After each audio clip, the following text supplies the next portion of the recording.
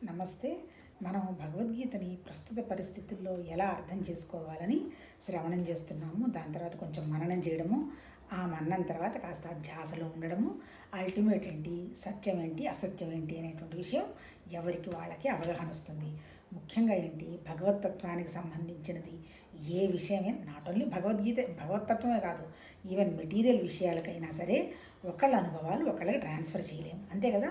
ఎవరి అనుభవాలు వాళ్ళదే. ఎవరి అనుభవాలు ఎలా అంటే గ్రో అవ్వాలి, ఎలా భగవతత్వ స్థితిలో ఉండి 100% 24/7 ఆనందంగా ఉంటూ ఆనందాన్ని ఎలా ఎక్స్ప్లోర్ చేయాలని భగవద్గీత చెప్పింది తప్ప, అంటే ఏంటి, సైంటిఫిక్ ఆర్ట్ ఆఫ్ లివింగ్ అంతే. అంటే ఏంటి, సైంటిఫిక్గా మన విషయాన్ని అర్థం చేసుకుంటూ ఎట్లా మనం ఆ లైఫ్ని అంటే ఆర్ట్ ఆఫ్ లివింగ్ అంటే ఎలా మనం లైఫ్ని ఫ్లోలో హ్యాపీగా చెయ్యాలనేటువంటి విషయమే చెప్పింది తప్ప, ఎక్కడో స్వర్గం ఉంది, నరకం ఉంది, మిమ్మల్ని తీసుకెళ్ళి అక్కడ కూర్చోబెడతారు, ఇలాంటి ఫాల్స్ బ్లఫ్లు ఏమి కూడా నిజం చెప్పాలంటే మన ఋషులు ఇవ్వల.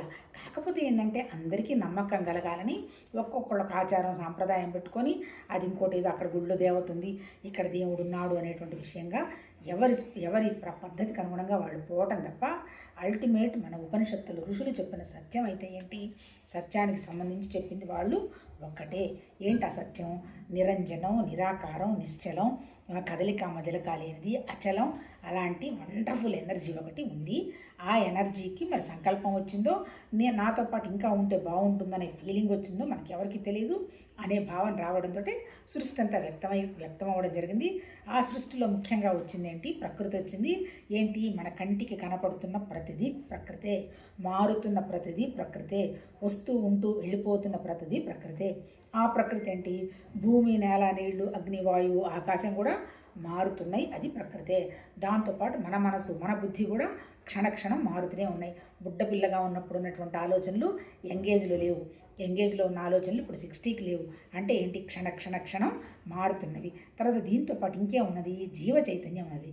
చైతన్యం అంటే ఏంటి, భగవతత్వ శక్తి.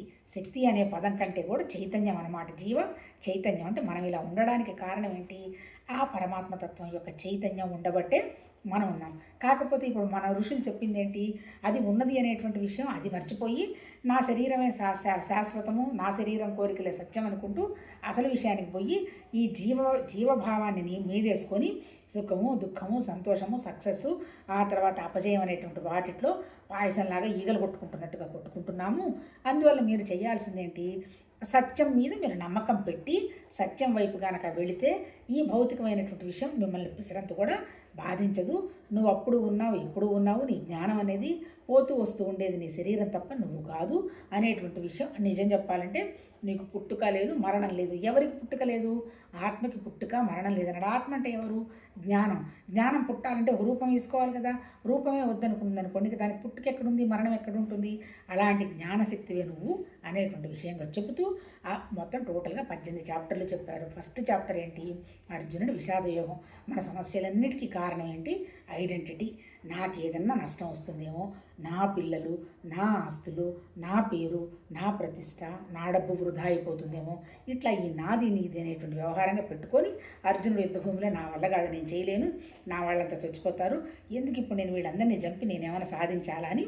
నిజం చెప్పాలంటే అర్జునుడికి ఏం జ్ఞానం లేదు, కానీ జ్ఞాని పండితుడిలాగా మాట్లాడటం మొదలుపెట్టారు. మనం కూడా అంతే, ఆచరణ చెయ్యం, కానీ ఏదైనా విషయం వస్తే మన నోట్లో నుంచి తీసుకెళ్ళేది లేదు, ఉండేది లేదని వేదాంత విషయాలు మనం మాట్లాడుతూనే ఉంటాం. మనకి సత్యమే, మనలాంటి వాడే అర్జునుడు. నిజం చెప్పాలంటే అర్జునుడికి మనకి తేడా లేదు. తర్వాత ఈయన చూశాడు, సరే కానీలే, ఏదో ఒకటి చెప్పనీలే అన్నాడు, కానీ మధ్యలో దూరల. ఇక్కడ మనకిచ్చినటువంటి పాఠం ఏంది, ఎవరైనా వాళ్ళ బాధను చెప్తుంటే చెప్పుకొని మనం కూర్చోవటం తప్ప, మన వీళ్ళు నువ్వు అలా చేయి ఇలా చెయ్యి అంటే వాళ్ళు చేయకపోగా మన మీద కోప్పడతారు. అందువల్ల చెప్పనిచ్చి చివరికి ఏమన్నాడు, మన నా వల్ల కాదా, ఏదో ఒకటి చెప్పు, ఎందుకు ఇట్లా నన్ను ఇబ్బంది పెడతామని అర్జునుడు అడిగిన తర్వాత వాళ్ళు ఒక చిరునవ్వు నవ్వి, ఏమీ లేదయ్యా, నాది అనుకుంటున్నావు, నేను వచ్చాను, పుట్టాను, వెళ్ళాను, నేను చంపుతున్నాను అనుకుంటున్నావు, ఇక్కడ నీదంతా ఏం లేదు, ఆల్రెడీ యుద్ధం అంతా ఎప్పుడో జరిగిపోయింది, చచ్చిన వాళ్ళు చచ్చారు, ఉన్నవాళ్ళు ఉన్నారు, నీకేం సంబంధం లేదు. కాకపోతే ఏంటంటే నీవు జ్ఞానస్థితికి పెంచుకోవాలి. నీకు ఇంకా అంత జ్ఞానం లేదు. ఆ స్థితికి పెరగాలి అంటే నీ బుద్ధి వికాసం చెందాలి. దాన్ని అంతఃకరణ అన్నారు. మనసు, బుద్ధి, చిత్తం, అహంకారం. నీ చిత్తంలో నాది నాదని రకరకాల జ్ఞాపకాలు వేసుకున్నావు. దాన్ని నువ్వు వికాసం చెందుకోవాలంటే ఆ జ్ఞాపకాలు వదిలేసుకొని అధ్యేద్దాం ఇచ్చేద్దాం అనేటువంటి విషయాలు వదిలేసి జరుగుతున్న ప్రతి పని పరమాత్మతత్వంలో భాగంగా ఈ శరీరం ద్వారా జరుగుతుందని నువ్వు ఎప్పుడైతే అనుకుంటావో నిష్కామ కర్మగా పని జరుగుతుంది. అప్పుడు నీకు ఎలాంటి భావం, ఎలాంటి లాభ నష్టాలు ఉండవు. అప్పుడు నీకు వచ్చే లాభం ఏంటి? నీ బుద్ధికి వికాసం, వైరాగ్యం వస్తుంది. అంతే కదా. నేనేం చేయడం లేదు అనుకున్నప్పుడు జరిగిపోతుండే. ఎవరు చేస్తున్నారు? ఇక్కడ ఉన్నటువంటి ఒక తత్వం ద్వారా జరిగిపోతుందని వస్తుంది. దాంతోపాటు ఏంటి? నీ ముందు నీ వెనక ఉన్నదంతా ఒకే ఒక పదార్థంలో నుంచి వచ్చి అది అనేకమై కూర్చుంది. అందుకని ఆ ఒకే ఒకమైన దాని మీద నువ్వు భక్తి పెట్టు. దాన్ని అనన్య భక్తి అంటారు. దాన్నే ఉపాసన అంటాం, భక్తి అంటాం, ఏమన్నా అని. ఎప్పుడైతే దాన్ని నువ్వు పట్టుకున్నావో నువ్వు చూసిన దాంట్లో ప్రతి దాంట్లో పరమాత్మతత్వాన్ని అబ్జర్వ్ చేయడం మొదలు పెడతావు. ఎందుకంటే ఒకే విషయం మీదకి నీ మనసు వస్తుంది కాబట్టి అక్కడ కూడా నీకు ఇంకా ఎక్స్పాన్షన్ జరుగుతుంది. మూడోది వచ్చి నీ మనసు ఏంటి? ఇంద్రియాలు బయటికి నడుస్తున్నాయి, చూస్తాయి, వింటాయి, మాట్లాడితే చేస్తాయి. అందుకని చిన్నగా వాటిని బుజ్జగిచ్చి అక్కడ నువ్వు చూసేది పొందేది ఏమీ లేదు, వస్తున్నాయి, పోతున్నాయి, ఉంటున్నాయి, అది శాశ్వతం కాదు అని చిన్నగా దాన్ని కొట్టి లోపలికి తీసుకొని వచ్చి విషయం మీద, జ్ఞానం మీద పెట్టు అని 1 నుంచి 12వ చాప్టర్ వరకు చెప్పి 13 వచ్చి జ్ఞానం అంటే ఏం చెప్తుంది? ఆ పంచభూతాలతో తయారైనటువంటి ఈ శరీరానికి 24 లక్షణాలు ఉన్నాయి. దాంట్లో ఉన్నటువంటి జ్ఞానం భగవతత్వాన్ని. కాకపోతే అది కనుక్కోకుండా ఆపుతున్నది నీ దగ్గర ఉన్నటువంటి 3 గుణాలు. 3 గుణాలంటే సత్వతమ రజోగుణాలు. తమో గుణం అసలు అర్థమయ్యే పొజిషన్ లేదు. రజోగుణం నేనేదో చేసి సాధిస్తాను, పొందుతానని గొడవ కూడా అసలు కుదురు లేకుండా ఫికిల్గా పరుగులు పెడుతున్నావు. మూడోది వచ్చి సత్వగుణం, నేను ఆ గుడి కట్టాను, ఈ గుడి కట్టాను, ఆ ధ్యానం చేశాను, ఈ ధ్యానం చేశానని మళ్ళీ అక్కడ మా మాస్టరు, మా గురువు అని అక్కడ మళ్ళీ మంచితనంలో ఇరుక్కొని ఉన్నావు. అది కూడా సత్యం కాదు. దేనికి నువ్వు స్లేవ్ కానివాక నీ మనసు కనుక బానిస అయిందంటే ఆ ముద్రలతోటి నిండిపోతుంది. మళ్ళీ దానికి సంబంధించిన లాభ నష్టాలను నువ్వు ఫేస్ చేయాల్సి వస్తుంది నాయన అని చెప్పి ఈ గుణాలను నువ్వు ఎట్లా బ్యాలెన్స్ చేయాలి అనేటువంటి విషయంగా చెప్పి దానికి తర్వాత ఈ గుణాలను ఎప్పుడైతే నువ్వు బ్యాలెన్స్ చేస్తావో, సమస్థితికి తెచ్చుకుంటావో ఆటోమేటిక్గా పురుషోత్తమ ప్రాప్తి నీకు సంభవిస్తుంది. పురుషోత్తమ ప్రాప్తి అంటే ఇల్లు సర్వత్రా వ్యాపించినటువంటి పరమాత్మతత్వం నీకు అవగాహనకు వస్తుంది అంటూ అంతవరకు ఆపేసి మళ్ళీ ఇంకా ఏం చెప్పాడు? నిన్ను ఇంకా ఆ స్థితికి తీసుకెళ్లకుండా ఆపుతున్నది 16వ చాప్టర్లో నీ దైవ అసుర లక్షణాలు. ఇప్పుడు నువ్వు చేయాల్సింది ఏంటి? అసుర లక్షణాలను తీసేసి దైవగుణాలను పెంచుకోమని చెబుతూ తర్వాత ఇప్పుడు ఇంకా ముందుకు తీసుకెళ్ళి 17వ దాంట్లో శ్రద్ధాత్రయ విభాగ యోగం అని మాట్లాడుకుంటున్నాం మనం ఇప్పుడు. ఏంటి అసలు శ్రద్ధ అంటే బ్లైండ్ ఫెయిత్. అంతే కదా. ఎవరినైనా మనం నమ్ముతాము. నమ్మినప్పుడు మనం ఎట్లా నమ్ముతాం? గుడ్డిగా నమ్మేస్తాం. అంతే కదా. ఆ గుడ్డితనం లేకపోతే అసలు మనం నమ్మం కదా. కాకపోతే ఈ శ్రద్ధను ఎట్లా నమ్మాలి? ఋషులు చెప్పారు. ఏం చెప్పారు? అంతా నీ దగ్గరే ఉంది, నువ్వు లేనిది ఏమీ లేదు. కాకపోతే నువ్వు నాదని పట్టుకున్నావు. ఆ నాదిని కొంచెం మాడు మీద కొట్టి వదిలించుకుంటూ నేను అనేటువంటి జ్ఞానంతో నువ్వు ఉండడం ప్రయత్నం చేశావంటే ఈ భౌతికంగా తయారు చేసుకున్నటువంటి నామరూప క్రియలు, తర్వాత ప్రపంచం ద్వారా ప్రపంచానికి ఉన్నటువంటి టైము, స్పేసు, ఆబ్జెక్టు, ఈ గోలంతా పడి అది ఇది అంతా ఒకటేననేటువంటి విషయం నీకు అవగాహన వస్తుంది. లోపల ఉన్న నీ ఆలోచన, బయట జరుగుతున్న వ్యవహారం, ఇన్ని వ్యవహారాలు లేవు. లోపల ఉంటేనే బయట జరుగుతుంది, లోపల బయట ఒకటేనేటువంటి విషయానికి వస్తావు. అందుకనేంటి? Blind faith. శ్రద్ధ ఎప్పుడు భగవతత్వాన్ని గురించి పాజిటివ్గా ఉండే శ్రద్ధ ఎప్పుడు మంచిదే. మీకు కూడా చాలామంది అనుభవంలోకి ఉండొచ్చు. ఎక్కడైతే భగవతత్వం మీద శ్రద్ధ లేదో, ఫెయిత్ లేదో ఒక్కసారి వాళ్ళ జీవన విధానం కనుక వెళ్ళి వాళ్ళ ఫ్యామిలీస్ని కనుక చూస్తే మనకు అర్థమవుతుంది. అల్టిమేట్గా ఏంటి? మనం చేసే ఏ సాధనైనా మన జీవన విధానంలో ప్రతిబింబించాలి. మనని చూస్తే ఓహో వీళ్ళు పరమాత్మతత్వం వ్యవహారంలో ఉన్నారు కదా అని మన మాట, ఆలోచన, ప్రవర్తన తెలియాలన్నమాట. అది నువ్వు ఎలా చేసుకోవాలి? మళ్ళీ నిన్ను ఆ స్థితికి ఉండకుండా ఆపుతున్నది మళ్ళీ ఏంటి? నీ 3 గుణాలే, సత్వతమో రజోగుణాలే. ఇప్పుడు ఈ శ్రద్ధ కూడా ఎక్కడ? సత్వగుణంలో శ్రద్ధ ఉన్నవాడు ఎట్లుంటాడు? ఏదో చేద్దాం, ఏదో పొందాం, అది చదువుదాం, ఇది చదువుదాం అనుకుంటాడు. అదే నేను తప్ప ఈ ప్రపంచంలో ఇంకెవరు చేయరని మళ్ళీ దానికి గట్టిగా కూర్చొని పెట్టుకుంటాడు. ఆ శ్రద్ధ కూడా కరెక్ట్ కాదు. ఆ తర్వాత రజోగుణం, శ్రద్ధ ఏంటి? అది సంపాదిద్దాం, ఇది సంపాదిద్దాం, అక్కడ డొనేట్ చేద్దాం, ఈ గుడి కట్టడానికి ఇస్తాము, ఇదిగో నాది ఇంత ఇచ్చాను, ఈ రూమ్ కట్టడానికి 10 లక్షలు డొనేట్ చేశానని మళ్ళీ చెప్తాడు. అది కూడా రజోగుణం. తను డెవలప్ చేసుకోవటం. 3 శ్రద్ధ, రజోగుణ శ్రద్ధ, తమోగుణ శ్రద్ధ ఎంతసేపటికి ఆకలి, నిద్ర, భయం, మైథునం, ఇంతకు తప్పి ఇంకా ఏమీ లేదంటే ఏంటి? It's nothing but not even human కూడా కాదు, యానిమల్ టెండెన్సీ అంటాడు. అందుకని ఏం చేయాలి? ఒక్కొక్క టెండెన్సీని మార్చుకుంటూ చివరికి ఉన్నదంతా ఒకటే తత్వం అనేటువంటి శ్రద్ధకి ఎలా రావాలి అనేటువంటి విషయాన్ని ఈ శ్రద్ధాత్రయ విభాగంలో చెప్పటం జరిగింది. తర్వాత నిన్నేం చెప్పాడు, నిన్న అర్జునుడు ఏం అడుగుతాడు, మా అంతా బాగానే ఉంది భగవాన్, నువ్వు నిన్న చెప్పావు కదా, ఈ శ్రద్ధ శాస్త్రం చెప్పిన శ్రద్ధ ప్రకారం కనుక చేస్తే ముందుకెళ్తారు, ఎలాంటి ముద్రలు పడవని చెప్పావు కదా, బాగానే ఉంది. మరి అసలు శాస్త్రమే తెలియని జనాలు ఉంటారు, వాళ్ళకి మరి ఎట్లా, వాళ్ళు చేసేది కరెక్టా కాదా అని అడుగుతాడు. అప్పుడు ఏం చెప్తాడు, వాళ్ళ శ్రద్ధ ఎంతసేపు పడుకుంటే ఎట్లుంటుంది, తమో గుణంలో ఉన్నారు, తిండి తిప్పలు బయట తిరగడం అది, అలాగే రజోగుణంలో ఉంటారు, సంపాదించడం దాచడం గొప్పలు పోవడం, సత్వగుణం శ్రద్ధలో ఉంటారు, నేను అది చేశాను ఇది చేశాను అది చదివాను ఇది రాశాను అక్కడ పోయినాను ఇక్కడ పోయినాను ఇందులో ఉంటారు. ఈ మూడు శ్రద్ధలు కూడా వాళ్ళ స్థితిని కూడా అనుసరించే ఉంటాయి. చివరికి ఏం చెప్తాడు, తర్వాత ఇంకేమంటాడు, మళ్ళీ ఈ శ్రద్ధ అంతా దేన్ని బేస్ చేసుకుని ఉంటుంది, పైన ఏమన్నా కనపడుతుందా, కాదు వాళ్ళ అంతఃకరణాన్ని బట్టి ఉంటుంది. అందుకని ఏమంటారు, వాళ్ళ యొక్క లైఫ్ స్టైల్ కానీ, వాళ్ళు దేవుడికి పూజ చేసే వ్యవహారం కానీ అంతా కూడా వాళ్ళ అంతఃకరణంలో అంటే వాళ్ళ మనసు బుద్ధి చిత్తం అహంకారంలో ఏ జ్ఞాపకాలు పెట్టుకున్నారో, ఏ సంకల్ప వికాలు పెట్టుకున్నారో, ఏ వివేక వైరాగ్యాలు చేసుకున్నారో లేదో దానికి అనుగుణంగానే వాళ్ళ జీవన విధానం అంతా ఉంటుంది. అల్టిమేట్గా ఏం కావాలి, ఇప్పుడు అంతఃకరణ మార్చుకుంటే, అంతఃకరణ అంటే సాఫ్ట్వేర్ సూక్ష్మ శరీరం, హార్డ్వేర్ వచ్చి మన శరీరం. హార్డ్వేర్ మారడానికి ఏముంది, ఏమి లేదు. మనకి డెసిషన్స్ ఎక్కడి నుంచి వస్తున్నాయి, సూక్ష్మ శరీరం నుంచి వస్తున్నాయి. సూక్ష్మ శరీరం అంటే మన ప్రాణం, మన మనసు. ఎప్పుడైతే మన మనసును బ్యాలెన్స్ చేసుకుంటామో ప్రాణశక్తి పెరుగుతుంది. ప్రాణశక్తి ఎప్పుడైతే వండర్ఫుల్గా ఉంటుందో మనసు పద్ధతిగా ఉంటుంది. దీనికే ఇప్పుడు మన వాళ్ళు రీసెర్చ్ చేసి కూడా గట్ ఏమంటున్నారు, another brain is in gut అంటున్నారు. గట్ బాగుంటేనే బ్రెయిన్ బాగుంటుంది అంటున్నారు. అల్టిమేట్గా ఏంటి, ప్రాణము మన దగ్గర ఉన్నది, ప్రాణం ఉంది, మన మనస్సు ఉంది. మనసు అంటే శరీరం వరకే ఉంటే మనసు, శరీరం దాంట్లో కనుక ఆలోచిస్తే దాన్ని ప్రత్యేగాత్మ జ్ఞానం అన్నారు. ప్రాణం వరకే శరీరం వరకు ఆలోచిస్తే ప్రాణశక్తి కాదు. ఈ జీవ చైతన్యం అంతా భగవతత్వ చైతన్యం అని కనుక ఎక్స్పాండ్ అయ్యి ఆలోచిస్తే పరమాత్మతత్వం, భగవతత్వం.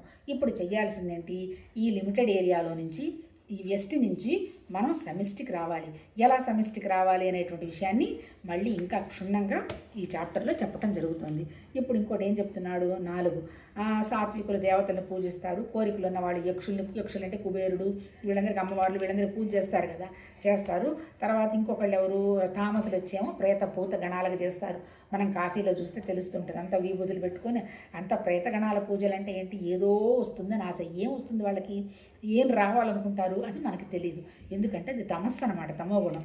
ఆ తర్వాత ఏంటంటే డంబం అహంకారం కలవారు, కోరికలు ఆసక్తి కలిగి ఉండేవారు, బలగర్వితులైన వారు, శాస్త్రవిద్ధంగా మనసంకల్పితమైనటువంటి ఘోర తపస్సులను ఆచరించుచు శరీరమందున్న జీవులను మరియు అంతర్యామిగా అనగా పరమాత్ముడైన నన్ను కృషింపచేయువారు అజ్ఞానులైన అసుర స్వభావం కలవారని ఎరుగును. డంబంతో, అహంకారంతో, గర్వంతో ఎక్కడో ఏదో ఉందని చేసుకుంటూ నేను ఆల్రెడీ మీ దగ్గరే ఉన్నాననేటువంటి విషయాన్ని మీరు మర్చిపోయి నన్ను నానా రకాలుగా ఇబ్బంది పెడుతున్నారు. అంతే కదా, తీవ్ర ఉపవాసం చేశాము, బాధపడేది ఎవరు, లోపల ఉన్నటువంటి ప్రాణశక్తి. అట్లాగే మాట్లాడని విషయాలు మాట్లాడాము, దుఃఖపడేది ఎవరు, మనసుకు అనవసరపు ఆలోచనలు వస్తున్నాయి, నేనే మీలో ఉన్నాననేటువంటి విషయాన్ని మర్చిపోయి హ్యూమన్గా కూడా కాదు, యానిమల్స్ లాగా ఏంటి, ఆకలి, దప్పిక, నిద్ర, భయం, మైథునం, ఈ 4 స్థితులు దాటి కూడా మీరు ఆలోచించటం లేదు అనేటువంటి విషయంగా వీళ్ళందరూ కూడా అసుర స్వభావం కలవారేను, ఎందుకంటే నన్ను గుర్తించటం లేదు కదా అంటున్నాడంటే ఏంటి, బయట పూజలు చేయటం కాదు, లోపల ఉన్నటువంటి భగవతత్వాన్ని మనం గుర్తించడం జరగాలి. మనకు ఎలాంటి ఆలోచనలు వస్తున్నాయి, ఏంటి, ఈ జరుగుతున్నప్పుడు పరమాత్మతత్వం పనా, లేదంటే నా కోరిక కోసం చేస్తున్నానా, లేదు ఏదన్నా ప్రపంచం బాగుపడటానికి చేస్తున్నానా, వాళ్ళు అన్యాయం అయిపోతారా, ఇలా ఆలోచించి చెయ్యాలి తప్ప మనము మన స్వార్థం చూసుకున్నప్పుడు వాళ్ళు ఏంటి, భగవతత్వానికి దూరం అయిపోతూ ఉంటారు. అందుకే ఈ పాపాలు, పుణ్యాలు, దుఃఖాలు ఇవన్నీ మనలో ఉన్న పరమాత్మతత్వంతో మనం కనుక కనెక్ట్ అయి ఉంటే మనం ఆ తత్వాన్ని ఆలోచించి ఒక చిన్న పని కూడా చెయ్యనప్పుడు దానికి సంబంధించినటువంటి ఫలాలు మనకేం చెయ్యం. అలా కావాలి ఏంటి శ్రద్ధాత్రయ విభాగంలో చెప్పినట్టు శ్రద్ధ, బ్లైండ్ ఫెయిత్ ఉండాలి. ఎవరి మీద, గురువు మీద, గురువాక్యాల మీద, శాస్త్రాల మీద. ఇప్పుడు మనం చదువుకుంటున్నది శాస్త్రమే, ఎవరు గురువు చెప్పిన శాస్త్రమే, ఎవరు వేదవ్యాసుడు, దీని మీద మన నమ్మకంతో భగవద్గీత ఏం చెప్తే అది మనం ఆచరించుకోపోవాలి. నాట్ ఓన్లీ భగవద్గీతే కాదు, మొత్తం పరమాత్మతత్వానికి సంబంధించిందంతా కూడా ఉపనిషత్తుల సారమే. అదే ఉపనిషత్తుల్ని ఇంకా డైల్యూట్ చేసి ఇంకా భాగవతం, భారతం, తర్వాత ఇంకా చెప్పాలంటే అష్టాదశ పురాణాలు స్టోరీల రూపంలో అంతా చెప్పటం జరిగింది. ముఖ్యంగా ఏంటి, మనం ఆ భక్తిని పెంచుకోవాలి, మన జ్ఞానాన్ని పెంచుకోవాలి, మన శరీరం ద్వారా మన మనసు ద్వారా ఉండేటువంటి కోరికలు ఏవి కూడా వ్యష్టిగా వెళ్లకుండా సమిష్టిగా ఉండేట్టు కనుక చూసుకుంటే మనం ఇవాల్వ్ అవుతాము. ఇవల్యూషన్ ఆఫ్ కాన్షియస్నెస్ అంటే ఏంటి, మన దగ్గర ఉన్నటువంటి చైతన్యం లిమిటెడ్గా పెట్టకుండా దాన్ని ఎక్స్పాండ్ చేస్తాం. ఇంకా చెప్పాలంటే మళ్ళీ చైతన్యం ఏంటి, మన మనసుకి ఏ ఆలోచనలు లేని స్థితి కనుక వస్తే అది భగవతత్వ చైతన్యమే. కానీ మన క్షణక్షణం మన సమస్య అంతా మన మనస్సు, అంతే కదా. మనసుకు సమస్య లేకపోతే మనకు సమస్య లేదు. కానీ ఆ మనసు మన ఒక చోట కూర్చొనిదు, నిలబడినీదు, ఎప్పుడు ఏదో మన పరిగెత్తిస్తూనే ఉంటుంది. అక్కడే అది వస్తుంది, ఇక్కడ అది వస్తుంది అని. ఎక్కడ ఏమి రాదనేటువంటి విషయం తెలియడమే జ్ఞానం. తర్వాత పొందినవన్నీ కూడా పోగొట్టుకోవడం తప్ప ఇంకా పొందాల్సిన అవసరం లేదు అని తెలియడమే జ్ఞానం. ఇంకా పొందేది లేదు, పోగొట్టుకునే లేదు, ఉన్నదంతా ఒకటే, అది నా దగ్గరే ఉన్నది. ఏం జరిగినా భౌతికంగా శరీరానికి జరుగుతుంది తప్ప లోపల ఉన్నటువంటి నా జ్ఞానానికి ఏమి సంబంధం లేదు. నా జ్ఞానం పుట్టదు, గిట్టదు, అది ఎప్పటి నుంచో ఉంటుంది, తర్వాత కూడా ఉంటుంది అనేటువంటి విషయాన్ని గ్రహించటమే జ్ఞానం అని చెప్పటం జరిగింది. ఇప్పుడు ఏడోది ఏం చెప్తున్నాము, మనుషుల స్వభావాన్ని అనుసరించి వారికి ఇష్టాలైన ఆహారాలు కూడా 3 విధాలుగా ఉండును. అట్లే ఆయా మనుషులు ఆచరించే యజ్ఞాలు, తపస్సులు, దానాలు కూడా 3 విధాలుగానే ఉండును. వాటిని గురించి వేరువేరుగా విశదపరచను విషయము. మనిషి తినే ఆహారం, మనిషి చేసే పనులు, మనిషి చేసే ఆలోచనలు అన్నీ కూడా వాళ్ళ స్వభావానికి అనుగుణంగానే ఉంటుంది. తత్వగుణ తమో గుణంలో ఉంటుంది. ఎంతసేపటికి ఏంటి, ఇప్పుడు మనం యానిమల్స్ తింటే చూడండి ఎంత ఆనందం, గటగటగట దీన్ని పౌదలు పడేసి వెళ్ళిపోతాయి. అంటే ఏంటి, ఏం తింటున్నాము ఏం తింటలేదు అనేటువంటి విషయం కూడా అర్థం కాదనమాట. అంటే తమో గుణంలో ఉంటే ఏంటి, తీసుకోవటం ఒకటే ఉంటుంది. మరి ఆ తమో గుణం కనుక పొరపాటుని ఏదైనా పనిచేస్తే ఎలా పనిచేస్తుంది, ఏమన్నా విచక్షణతో పనిచేయడం జరుగుతుందా, జరగబోయే విషయాల గురించి ఊహించి పనిచేయడం ఏం జరిగిందా, ఏమీ తెలియదు. పోనీ ఆ తమో గుణం వాడు దానం చేసి ఎవరు చేస్తాడు, వీడు మంచిగా తాగుతుంటాడు, పక్కవాడికి ఇదిగో 100 రూపాయలు 2 తీసుకో, నువ్వు కూడా తాగు హ్యాపీగా అంటాడు. ఎందుకు, వీడు ఎంజాయ్ చేస్తున్నాడు, వాడు కూడా ఎంజాయ్ చేయాలని కోరుకుంటాడు. తమో గుణం, ఎందుకంటే వాడికి తెలిసిన వ్యవహారం అదే కదా. ఇంకా వాడికి అంతకంటే వీడిస్తే ఈ తాగిపోయి ఇంట్లో భార్యను కొడతాడు, మళ్ళీ ఆమె దగ్గర కూడా లాక్కుంటాడు, ఇది తప్పు, వీడికి ఇట్లా ఇవ్వకూడదు, తీసుకెళ్ళి ఇంకొంచెం 4 మంచి మాటలు చెప్పి ఇంకేదైనా ఉపయోగం ఉంటే చెయ్యాలని ఏమైనా ఆలోచన చేస్తాడా, వాడే చేయడం లేదు, మరి వాడేం చెప్తాడు, అది తమో గుణం. తర్వాత రజోగుణంలో ఉండేటువంటి వాడి వ్యవహారం ఎట్లా ఉంటుంది, నేను ఎక్కడికి పోతాను నాకేం వస్తుంది, వ్యాపార లక్షణం, అక్కడికి పోతే నాకు లాభం వచ్చింది, ఇక్కడికి వస్తే నాకు నష్టం వచ్చింది, లాభ నష్టాల మీద బేరీజు. ఎప్పుడైతే లాభ నష్టాల మీద బేరీజు చేస్తాడో అటు పరిగెత్తి ఫికిల్గా ఉంటాడు, చంచలంగా ఉంటాడు, లాభం వచ్చే చోట పరిగెడదామని చూస్తాడు. మరి వీడు చేసే దానం ఎట్లా ఉంటుంది, నేను ఈ గుడిలో ఏమంటారు దాన్ని, ఒక బండ వేస్తున్నాను, ఆ బండకి మా కుటుంబం వాళ్ళ పేరు వెయ్యాలి అని అంటాడు. బండకి కుటుంబాల పేరేస్తే అదేం దానం అంటే ఏంది, పేరు కావాలి, రజోగుణం. అదిగో అట్లాగే నేను ఇదిగో దానం ఇస్తున్నాను, ఈ వరద బాధితులకు ఇస్తున్నాం, రండి కెమెరాలు ఏమంటారు దాన్ని, మన మీడియా అంతా రండి అని చెప్పి చేస్తాడనమాట. నిజంగా రజోగుణం వాడి ఆలోచనలు అలానే ఉంటాయి, వాళ్ళ దానగుణం కూడా అలానే ఉంటుంది. గొప్ప అనమాట, నేను కాబట్టి చేశాను, ఈ ప్రపంచంలో ఎవరు నాలాగా చేయరు, అందరూ పీనాసి వాళ్ళు అన్నట్టు మాట్లాడుతుంటారు. మూడోది సత్వగుణ దానం. వాడు దానం చేసింది ఎవరికి చెప్పడు. ఎందుకు చెప్పడు, సత్వగుణంలో ఏంటి అంటే పరమాత్మతత్వం కోసం అవుతుంది అనేటువంటి భావం కొంచెం తెలుస్తుంది. కానీ ఇంకొకసారి వీడికి కూడా జ్ఞానం పిచ్చుంటుంది సత్వగుణంలో. ఇదిగో నేను ఆ బుక్ చదివాను, ఈ బుక్ చదివాను, అది వండర్ఫుల్గా ఉంది, నువ్వు చదివావా, ఇది చదువు అని పోయి ఉచిత సలహాలు ఇస్తూ ఉంటారు. అంటే వీళ్ళ దానం ఎలా ఉంటుంది, సత్వగుణ దానం. ఈ దానం వల్ల వాడు ఏదో ఉపయోగపడాలి, వాళ్ళు ఏదో గొప్పవాళ్ళు కావాలని పుస్తకాలు తీసుకెళ్ళి వాళ్ళకి ప్రజెంటేషన్స్ చేయడం వదులుతారు. వాళ్ళు చదవరా అనేటువంటి విషయం అవగాహన కూడా ఉండదు. అంటే అర్థం ఏంటి, ఈ సత్వతమో రజోగుణాల స్వభావాల్లో నుంచి దాటిపోవాలి. నిరాకారమైనటువంటి పరమాత్ముడు సామాన్యం, ఆయన ఇంత సృష్టి చేసి ఎవరికి చెప్పాల. మనం కూడా ఆ స్థితికి వెళ్ళాలి అంటే నిర్వికారంగా, నిర్వికల్పంగా, ఏ ఆలోచన లేకుండా, ఏ సంకల్పం లేకుండా, ఏం జరుగుతున్నా స్పాంటేనియస్గా, ఆటోమేటిక్గా, ఆ తర్వాత ఇంకా ఏంటి అది జరిగిపోతూ ఉందనుకోండి, ఏ ఆలోచన లేకుండా, అది భగవతత్వ పని. ఇది చెయ్యకూడదా అని ఘర్షణ పడ్డామంటే రజోగుణం. అసలు ఏం చేయాలో తెలియకుండా చేసుకుంటూ పోయినామంటే తమో గుణం. అంటే తమో గుణం అంటే మళ్ళీ శ్రద్ధలు అనమాట. 3 గుణాలకు అనుగుణంగానే వీళ్ళ శ్రద్ధలు ఉంటాయని చెప్తున్నాడు. 8 ఆయువు, బుద్ధి, తర్వాత ఇంకోటి ఏం చెప్తున్నాడు, వీళ్ళు తీసుకునే ఆహారం కూడా వాళ్ళ గుణాలకు అనుగుణంగానే ఉండడం జరుగుతుంది అంటాడు. ఎట్లా 3 దానాలు 3 అట్లాగే ఎట్లుంటుంది, తమో గుణం వాడు ఎలాంటి ఆహారం తీసుకుంటాడు, రజోగుణం వాళ్ళు ఎలాంటి ఆహారం తీసుకుంటాడు, సత్వగుణం వాడు ఎలాంటి ఆహారం తీసుకుంటున్నాడు చెప్తున్నాడబ్బా. ఎన్ని వేల సంవత్సరాల నాడు రాశారు మహానుభావులు. మన ఊహకు కూడా అందం. మనకు అసలు కూడా తెలియదు ఇన్ని గుణాలు ఉంటాయి, ఇన్ని స్వభావాలు ఉంటాయి అని. ఏదో పర్సనాలిటీ డెవలప్మెంట్లో 100% ప్రజెంట్లో ఉండు, పనిని ఎంజాయ్ చెయ్యి, ఇవన్నీ చెప్పడం తప్ప అవన్నీ కూడా ఇందులో తీసుకొని చెప్పేవి. అంటే మనం ఎలా జీవించాలని చెప్పినారే మన ఉపనిషత్తుల గురువులు. అంతేగాని దేవుడి గురించి చెప్పింది ఒకటే ఒక వాక్యం. మిగిలిందంతా మన మనసుని ఎలా బ్యాలెన్స్ చేసి ఎలా సంతోషంగా ఉండాలి అన్నాడు. మరి మనసు బ్యాలెన్స్ కావాలంటే మన గట్టు బాగుండాలి. గట్టు బాగుండటం అంటే మన ప్రాణశక్తి వండర్ఫుల్గా ఉండాలి. ఇప్పుడు చెప్తున్నారు రీసెర్చ్లో తేలింది గట్టుకి మైండ్కి సంబంధం ఉందని. ఈ సంబంధాన్ని మన ఋషులు ఎన్నో వేల సంవత్సరాల నాడే చెప్పారు. మన ప్రాణశక్తి అంటే మనం తీసుకునే ఆహారం వల్ల మన ప్రాణశక్తి వండర్ఫుల్గా ఉంటుంది. ఎప్పుడు నువ్వు మంచి ఆహారం తీసుకుంటావు, నువ్వు సమత్వ స్థితిలో ఉన్నప్పుడు ఇది నాకు అవసరమా కాదా అని ఊహించి చేస్తావు. సత్వగుణంలో ఉన్నప్పుడు. తమో గుణంలో ఏం తింటావో, ఏం మాట్లాడతావో, ఏం చేస్తావో తెలియదు. రజోగుణంలో నాకు ఇది లాభం వస్తుందా నష్టం వస్తుందా అని ఆలోచన తప్ప ఇంకోటి చెయ్యవు. సత్వగుణంలో కనీసం ఇదిగో ఇది మంచిది అనేటువంటి వ్యవహారంగా ఉంటుంది. మరి ఈ 3 స్వభావాల వాళ్ళు ఎలా ఆహారం తీసుకుంటారో 8లో చెప్తున్నాడు. ఆయువు, బుద్ధి, బలము, ఆరోగ్యం, సుఖము, ప్రీతి మున్నగు వాణిని అభివృద్ధి పరచును. అంటే ఏంటి? బలం కలగజేసే ఆహారాలు తీసుకుంటారట. ఏంటవి? మిల్క్, చక్కెర అంటే రస పదార్థాలు అంటే స్వీట్స్ లాంటివి. ఆ తర్వాత వెన్న, నెయ్యి మొదలగు స్నిగ్ధ పదార్థాలు, ఓజస్సును అభివృద్ధిపరచు స్థిర పదార్థాలను, సాత్విక స్వభావం పెంచు హృద్య పదార్థాలకు సాత్వికులకు ఇష్టమైనవి. ఈరోజు ఇది క్లోజ్ చేద్దాము. అంటే ఏంటి? సత్వగుణం తీసుకునే ఆహారం ఏంటి? మంచివి బలమైనవి తీసుకుంటారు. రజోగుణం తీసుకునేది ఏంటి? పులుపు, ఉప్పు, కారం, చేదు తీసుకుంటారు. అలాగే తమోగుణం ఎలాంటివి తీసుకుంటారు? పనికిరానివి, దానివల్ల ఏం యూజ్ లేనివి, చాలా రోజులు దాచిపెట్టినవి, అలాంటివి తమోగుణం వాళ్ళు తీసుకుంటారు అని చెప్తున్నాడు. రేపు కంటిన్యూ చేస్తాం. Wonderful topic. ఇప్పుడు మనకి రీసెర్చ్లో తేలినటువంటి గట్టు బ్రెయిన్ అంతా కూడా ఈ ఆహారంలో డిస్కస్ చేయడం జరుగుతుంది. అది రేపు ఇంకొంచెం డీటెయిల్డ్గా మాట్లాడుకుందాం. నమస్తే.